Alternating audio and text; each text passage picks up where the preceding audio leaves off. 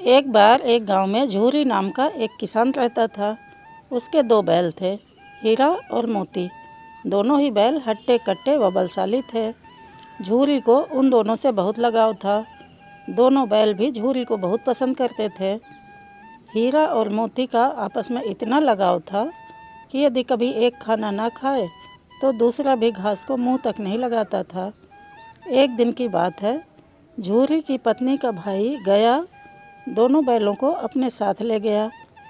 दोनों बैल इस बात से हैरान थे कि उन्हें गया के हवाले क्यों किया गया है। शाम होने तक दोनों नए घर व नए लोगों के बीच में थे, लेकिन उन्हें वहाँ सब बेगाना लग रहा था। रात को जब सभी सो रहे थे तो दोनों रस्सी तोड़कर झूरी के यहाँ भाग खड़े हुए। सुबह सवेरे ही जब झूरी ने उन्हें अपने यहाँ देखा तो दौड़कर गले से लगा लिया। यह सब देखकर झूरी की पत्नी बिल्कुल खुश नहीं थी। उसने दोनों को खूब खरी खोटी सुनाई और यह निश्चय किया कि दोनों को खाने में केवल सूखा भूसा ही मिलेगा। अगले दिन गया फिर आकर दोनों बैलों को अपने साथ ले गया। गया पिछले कल की घटना से बेहद क्रोधित था, इसलिए उसने वहाँ भी दोनों को खाने के लिए सूखा भूसा ही दिया। किसी तरह रात कटी और सुबह दोनों को हल जोतने के लिए खेतों में ले जाया गया। हालांकि दोनों ने जैसे एक कदम भी न उठाने की कसम खा रखी थी। दोनों की खूब पिटाई हुई। रात को खाने में फिर भूसा मिला। दोनों निराश खड़े थे कि तभी वहाँ एक छोटी सी लड़की आई और दोनों को एक एक रोटी खिलाकर चली गई। एक एक रोटी से दोनों का पेट तो नहीं भरा, लेकिन उनके दिल को सुकून ज़रूर मिल गया था। पता चला कि उस लड़की की सगी माँ के मरने के बाद वह सौतेली माँ के पास रहती थी। उसकी सौतेली माँ उसे मारती रहती थी। शायद यही वजह थी कि उसे बैलों के लिए अपनापन था। दोनों उस छोटी लड़की के बारे में सोचकर चुपचाप अपना समय बिताने लगे। एक रात दोनों ने सलाह करी कि वे दोनों गले में बंधी रस्सी को चबा चबा कर तोड़ देंगे और वहाँ से भाग जाएंगे। उसी रात जब वे रस्सी को तोड़ने की कोशिश कर रहे थे तो वही छोटी लड़की वहाँ आई और उसने दोनों को रस्सी से आज़ाद कर दिया। दोनों ने छोटी लड़की से विदा ली और दौड़ने लगे। इतने में गया को इसकी खबर लगी और वह अपने आदमियों के साथ उन दोनों के पीछे दौड़ पड़ा। हीरा और मोती इतना तेज भागे कि उन्हें अपने घर का रास्ता भी याद न रहा। वे रास्ता भटक गए थे। दोनों को भागते भागते भूख भी लग पड़ी थी। रास्ते में मटर का एक खेत था। दोनों ने वहां जाकर जमकर मटर खाए। अभी दोनों खेत में चर ही रहे थे कि वहां एक सांडा धमका। दोनों ने हिम्मत दिखाकर उसे वहां से खदेड़ दिया। इतने में मटर के खेत के सेवक हाथों में डंडा लिए आ पहुँचे। हीरा के पास भागने का मौका था, लेकिन जब उसने देखा कि सेवकों ने मोती को पकड़ लिया है तो वह लौट गया। दोनों बैलों को पकड़कर मवेशी खाने में बंद कर दिया गया। उस मवेशी खाने में बहुत से जानवर कैद थे। वहाँ कई बकरियाँ, घोड़े, भैंसे, गधे बंधे थे, लेकिन किसी को भी खाने को कुछ नहीं दिया जाता था। इस वजह से सभी जानवर कमजोरी के कारण जमीन पर बेजान पड़े हुए थे। जब पूरा दिन बीत जाने पर भी खाने को कुछ न मिला तो हीरा के सब्र का बांध टूट गया। उसने बाड़े की कच्ची दीवार पर जोर से अपने सींग गड़ा दिए। इससे मिट्टी का एक टुकड़ा निकल आया। यह देखकर हीरा को हिम्मत मिली और वह दौड़ दौड़कर अपने सींगों से दीवार की मिट्टी गिराने लगा। तभी मवेशी खाने का चौकीदार हाथ में लालटेन लिए जानवरों की हाजिरी लगाने आ पहुंचा। हीरा की करतूत देखकर उसकी डंडे से पिटाई शुरू कर दी और उसे मोटी रस्सी से बांधकर वहां से चला गया। हीरा ने मोती से कहा, आज अगर यह दीवार गिर जाती तो यहाँ बंधे हुए कितने ही जानवर आज़ाद हो पाते। यदि ये थोड़े दिन और यहाँ रुके तो कमजोरी से इनका मरना निश्चित है। यह सुनकर मोती बोला, अगर ऐसी बात है तो मैं भी जोर लगाता हूँ। ऐसा कहते ही मोती ने दीवार में उसी जगह वार किया और लगभग 2 घंटों की कड़ी मेहनत से दीवार को तोड़कर गिरा दिया।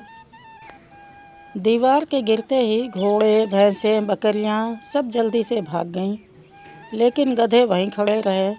लाख मनाने पर भी गधे अपने डर की वजह से वहीं खड़े रहे। उधर मोती अपने दोस्त हीरा की रस्सी को तोड़ने की पूरी कोशिश करता रहा। अब जब सुबह होने वाली थी तो हीरा ने मोती से कहा, दोस्त, मुझे नहीं लगता कि आज यह रस्सी टूटेगी। तुम यहाँ से भाग जाओ, वरना सबको पता चल जाएगा कि यह सब तुमने ही किया है। मुझे यहीं छोड़कर तुम चले जाओ।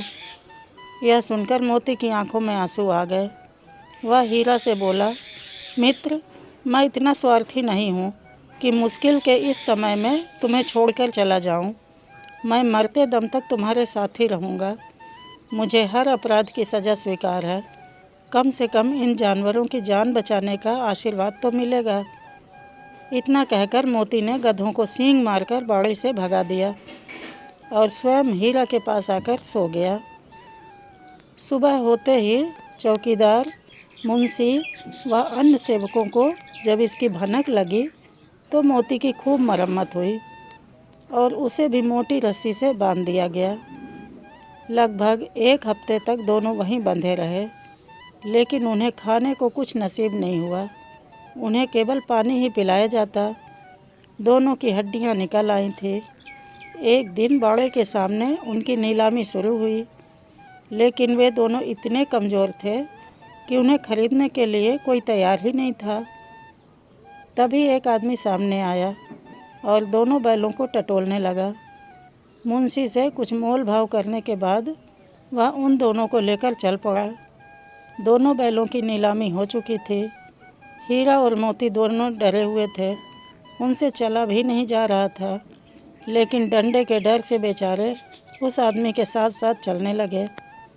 सहसा दोनों को महसूस हुआ कि यह वही रास्ता है जहाँ से गया उन्हें ले गया था।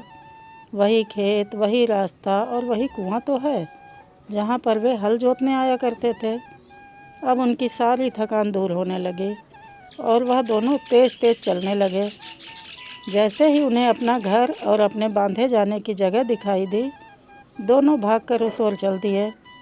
द्वार पर झूरी बैठा हुआ था। जैसे ही उसने दोनों बैलों को देखा, उसने उन्हें गले लगा लिया। दोनों बैलों की आंखों में आंसू आ गए। तभी वह आदमी वहाँ बैलों के पीछे पीछे वहाँ पहुँच गया और उसने दोनों बैलों की रस्सियाँ पकड़ ली। झूरी बोला, ये मेरे बैल हैं। आदमी ने कहा, मैंने इन्हें मवेशी खाने की नीलामी से खरीदा है। झूरी तपाक से बोला, मेरे बैलों को बेचने का हक किसी को नहीं है। अगर मैं इन्हें बेचूंगा तभी ये बिकेंगे। आदमी ने जवाब दिया, मैं थाने में जाकर रिपोर्ट दर्ज करवाता हूँ। झूरी बोला, ये मेरे बैल हैं।